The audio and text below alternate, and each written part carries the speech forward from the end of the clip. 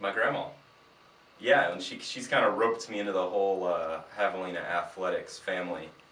Because of her, I haven't missed a game in the 19 years I've been here. Got close once, missed the first half of a game because of a debate tournament when I was in high school, but other than that, I haven't missed a game, and a lot of that's because of her. I started out in Porky's pack, you know, riding the train around the games, playing with Porky in the back, and it's worked wonderfully because I'm going to school here now and I have a job here and everything's rolling smoothly. And without her and her love for Javelina athletics and Javelina football, who knows where I'd be right now. I just fell in love with it. I was in the pep squad. I just loved the contact. Just loved it.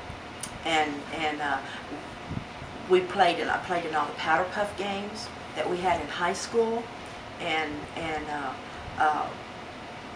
I did very well on a music test in the fifth grade at Toloso. And so well, and I'm just not bragging, just telling you fact, so well that the head band director from the high school came to speak to Mother and Daddy about me being in the band. And my daddy called me Blondie. He said, well, Blondie, what do you want to do? I said, I want to be in a pep squad, Daddy. She hasn't missed a game since the 1969 season, so she's a super fan. She's about as big as they come. She has a room in her house stuffed with memorabilia from when she was living in Alice, going to Coyote football games. She's got signed paintings of Herschel Walker and Emmitt Smith, two Cowboys greats. That's her favorite NFL team. And once you get to the Javelinas, there's too much to count. There's too much to talk about. Fred Noosh named me that. I can't tell you how many years ago. I did not know Fred had named me that until, and again, I can't tell you the year. We were playing Angelo in our last football game. We're both undefeated, and we're #1 in the nation. A gentleman from the Dallas Morning News called to interview me for the paper about the ball game. Fred gave him 3 people's names, and I was one of them.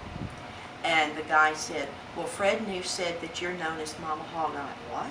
That's how I found out. From a reporter in the Dallas Morning News. And Fred thought I was going to be mad at him, and I said that's the highest honor I can think of. And it has just stuck. I'm very proud of our Javelinas, and we are known throughout the state, or throughout the nation. And what traveling I've done, a couple of Easters ago, Logan and my daughter and son-in-law, we went to Washington, D.C. for Easter. I carried one of my Javelina bags, and I had this man from California check, said, what is that? Well, he'd heard of us, and that made me very proud. I have a little pin that I wear just about every time I go out of town. I wear my Javelina pin. I'm very proud to promote Javelina athletics because I think they're the best. How important is Javelina football to Momma Hog? Incredibly important.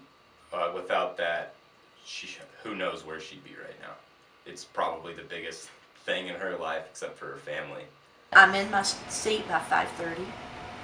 I like to watch the opposing team warm up. I kind of get a feel for the opposing team. I love when I see my team run out. When the band comes in, starts playing Jalisco. It's just wonderful. And from there, it just gets better.